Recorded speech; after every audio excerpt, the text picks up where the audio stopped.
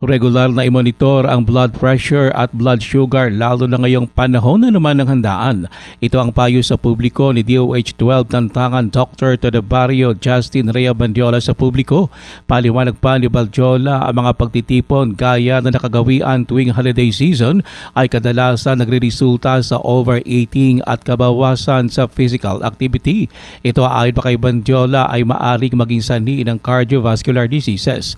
Pinadalahanan din ni Bandiola ang bawat pamilya na maaring mapigilan ang life-threatening condition sa pamamagitan ng simpleng preventive na gawain. Pag alam po natin kung ano yung mataas sa sugar, ano yung matatamis, pwede po natin yung iwasan, or if hindi kayang iwasan, kainin lang po in moderation. Kasi sabi nga nila, anything taken into excess is bad po yun.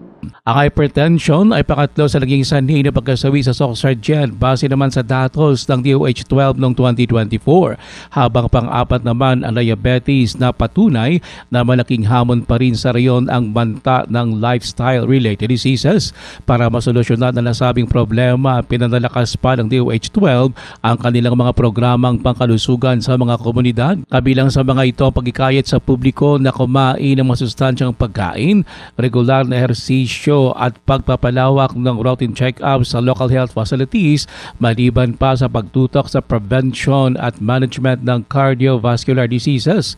Ayon pa kay DOH-12 nurse Marifart Rafael, maliban sa pagbibigay ng gamot, tinitiyak din ng ahensya na may sapat na kaalaman ang kanilang mga frontline health workers. Ruel Osano, NDBC Bida Balita.